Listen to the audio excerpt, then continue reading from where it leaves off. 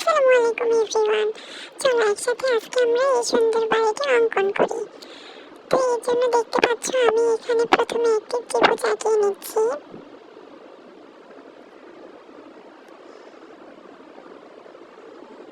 তোমরা চাইলে এখানে স্কেলও ব্যবহার করতে পারো। আমার কাছে মনে হয়েছিল এটা দিয়ে করা অনেক ইজি হবে, এর জন্য আমি এভাবে করছি। এরপরে এই ত্রিভুজের সাইডে মানে এই ত্রিভুজের নিচের দিকে আমি আরেকটি ত্রিভুজ আঁকবো।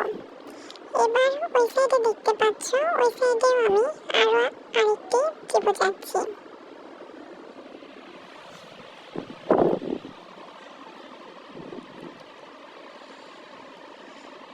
এরপর আমরা দেখতে পাচ্ছ নিচে থেকে স্কেল এইভাবে করে ধরে এটা ডাবল করে দিচ্ছি, নিচের আঁকটা ডাবল করে দিচ্ছি।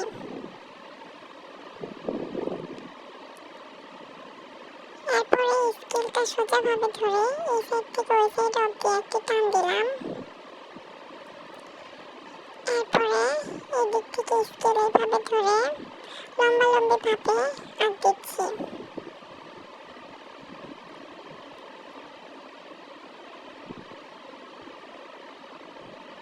দেখো এবার দেখতে ঠিক ঘরের মতো লাগছে।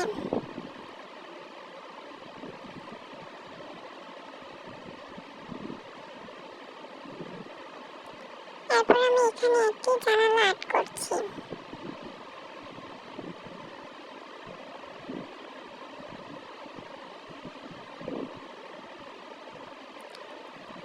জানালার মাঝখান দিয়ে এরকম ভাবে আঁকিয়ে নিলাম। এরপর আমি এই ঘরটাতে দুইটা জানালা আঁকাচ্ছি। তোমরা যদি আমার হাতের দিকে অনেক ভালোভাবে লক্ষ্য করো তাহলে বুঝতে পারবে আমি ঠিক কিভাবে এটি অঙ্কন করছি। এই জানালার মাঝ বরাবর একটি আঁক দিলাম। এরপর স্কেলটা এদিক থেকে ধরে আরো একটি আঁক দিলাম। এরপর আমি এই ঘরেও একই রকম ভাবে জানালা এঁকে নিব।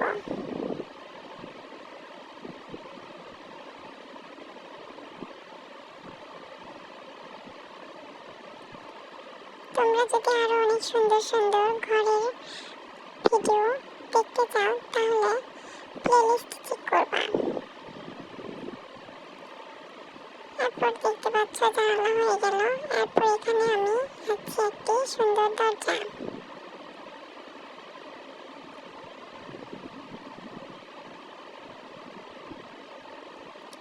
এখানে আমি তিন দিক থেকে আঁকিয়ে নিয়েছি। এরপর আমি এই ঘরের সাথেও আরেকটি দরজা অঙ্কন করছি।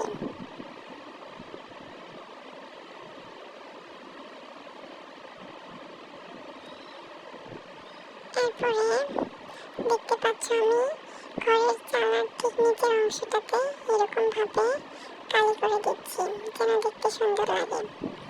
তোমরা চাইলে এগুলোতে হরেক রকমের কালারও করতে পারো, এতেও দেখতে অনেক বেশি ভালো লাগবে। আজকের এই ঘরটা আমি যেহেতু সাদা কালো করবো, এজন্য আমি পেন্সিল দিয়ে এরকম ভাবে কালি করে নিচ্ছি। একটু সময় নিয়ে হালকা হাতে করতে হবে যেন আঁকগুলো বাইরে বের হয়ে না আসে। এরপর দেখতে পাচ্ছি স্কেলটা লম্বালম্বি ভাবে ধরে আমি একটি আঁক দিলাম। এরপর উপরের দিক থেকেও এরকম ভাবে আঁক দিয়ে নিচ্ছি। এরপরে ওই আঁকটির উপরে আরো একটু আঁক দিলাম।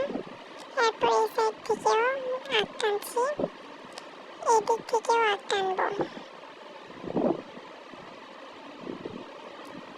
এরপর এই সাইডেও দেখতে পাচ্ছি স্কেলটা আমি আবার লম্বা করে ধরেছি, ধরে এরকম ভাবে আঁক দিয়ে নিলাম। এরপর এখানে একটা ছোট্ট ত্রিভুজের মতো করে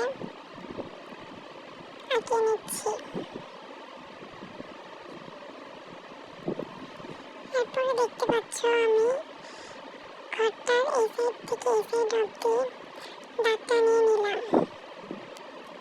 এখানে আমি প্রথম অবস্থায় তিনটা আঁক দিয়ে নিলাম, এদিকেও অনুরূপভাবে দুইটা আঁক দিয়ে নিচ্ছি।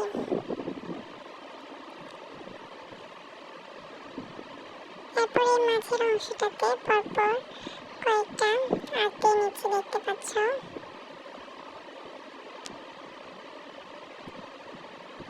দেখো এটা দেখতে এখন কতটা সুন্দর লাগছে। এরপরে আমি আবারও স্কেল সোজা করে ধরে নিলাম। এরপর এখানেও পরপর কয়েকটা আঁক দিয়ে নিব।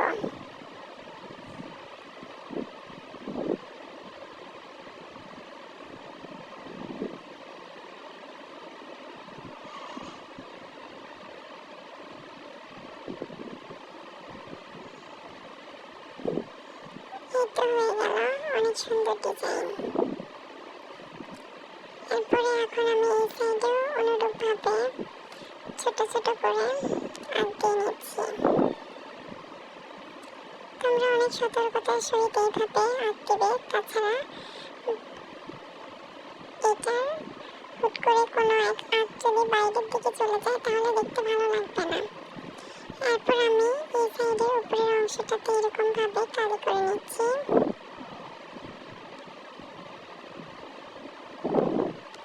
এরপরে এই সাইডের ঘরের জানালাটাতেও আমি এরকম ভাবে কালি করে দিলাম।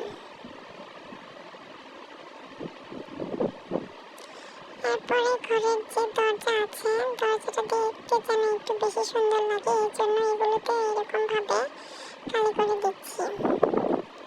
এরপরে জানালার নিচের অংশটাতে আর উপরের এই অংশটাতে এরকম ভাবে কালি করে দিলাম। এখানে কোনাকুনি ভাবে কালি করে দিতে হবে, তাহলে দেখতে একটু বেশি ইউনিক লাগবে আর সুন্দরও লাগবে।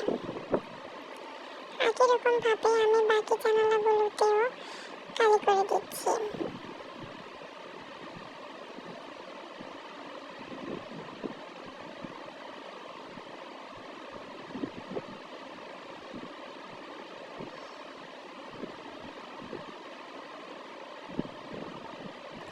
এরপরে দেখতে পাচ্ছ আমি বাড়ির উপরের অংশটাতে একটু হালকা করে গাছের শেপ দিয়ে আঁকিয়ে নিচ্ছি। এটার দ্বারা বোঝাচ্ছে বাড়ির পিছনের অংশে গাছ আছে, সেই গাছটা হালকা হালকা দেখা যাচ্ছে, এই জন্য আমি এটা এরকম ভাবে অঙ্কন করছি।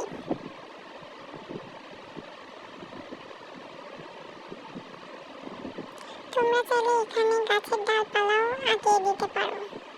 আমি আজকে আর ডালপালা আঁকাইলাম না, শুধু এরকম ভাবে গাছের পাতা দিয়েই আঁকছি। পরপর এরকম ভাবে অনেকগুলো স্টেপ দিয়ে দিয়ে আঁকতে হবে। তো এই তো হয়ে গেল অনেক সুন্দর বাড়ি। তোমাদের কাছে কেমন লেগেছে জানাবা।